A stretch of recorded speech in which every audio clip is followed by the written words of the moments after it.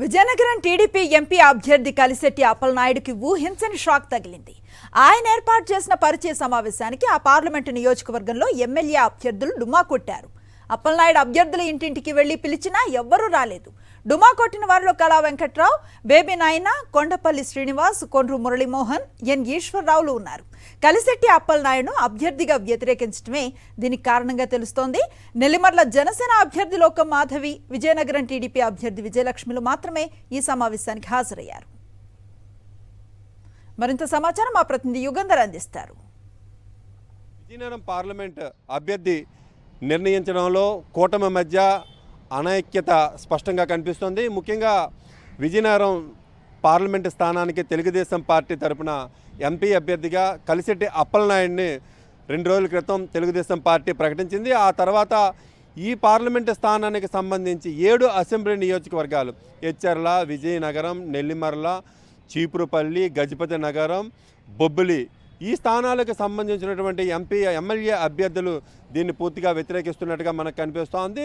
తన స్థానాన్ని ప్రకటించిన తర్వాత చంద్రబాబు దగ్గర ఆశీస్సులు తీసుకుని వచ్చినటువంటి కలిశెట్టి అప్పలనాయుడు ఈరోజు విజయనగరం అశోక్ గజపతి బంగ్లాలో అందరు ఎమ్మెల్యే అభ్యర్థులతో పాటు ఒక సమావేశం ఏర్పాటు చేయాలని అనుకున్నారు. ఈ మేరకు నిన్నంతా ఆయన అందరు అభ్యర్థుల ఇళ్లకు వెళ్ళి పిలవటం కూడా జరిగింది.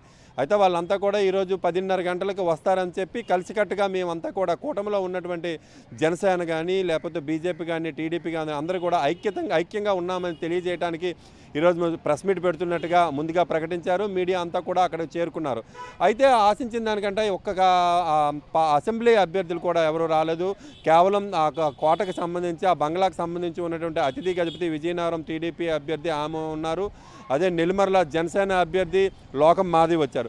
మిగతా అభ్యర్థులు కోండ్రి మురళి కానీ లేకపోతే కళా వెంకట్రావు కానీ బేబీ నాయన్ కానీ కొత్తగా టికెట్ ఇచ్చినటువంటి గజపతి నగరం కొండపల్లి శ్రీనివాస్ కానీ వీళ్ళెవరూ కూడాను అక్కడికి వచ్చినటువంటి పరిస్థితి అయితే మనకు కనిపించలేదు. దీంతో అక్కడ ఉన్నటువంటి టీడీపీ శ్రేణులన్నీ కూడా కంగుతున్నాయి. కలిశెట్టి అప్పలనాయుడిని ఎవరూ బలపరచట్లేదు. కనీసం ఎమ్మెల్యే అభ్యర్థులే బలపరచకపోతే ఇక మిగతా క్యాడర్ ఎలా బలపరుస్తుంది అనేటువంటి చర్చ అక్కడ ప్రధానంగా సాగింది. ఇదే సమయంలో అశోక్ గజపతిరాజు కూడాను తెలుగుదేశం పార్టీ వైఖరి మీద చాలా నిష్ఠూరంగా మాట్లాడినటువంటి అంశాలు ఆఫ్ ది రికార్డ్ అంటూ మీడియా ముందే ఆయన పిచ్చాపాటి మాట్లాడినటువంటి సందర్భం మన ముందుకు వచ్చింది. అక్కడ ఆయన మీడియా ప్రతినిధులతో మాట్లాడుతూ చంద్రబాబు నిర్ణయాలు ఆ పార్టీని పూర్తిగా నాశనం చేస్తున్నాయి. ఇక మీదట నేను రాజకీయాలకు దూరంగా ఉంటాను. కేవలం ఎవరైనా అడిగితే ఉచిత సలహాలు ఇస్తాననేటువంటి వర్డ్స్ కొన్ని మాట్లాడారు. దీనిపైన ఇప్పుడు విజయనగరం టీడీపీలో తీవ్రమైనటువంటి చర్చ సాగుతుంది. అశోక్ గజపతిరాజుకి అదేవిధంగా సీనియర్ నాయకుడు కళా వెంకట్రావు ప్రమేయం లేకుండానే టికెట్ల పంపిణీ జరిగిందా?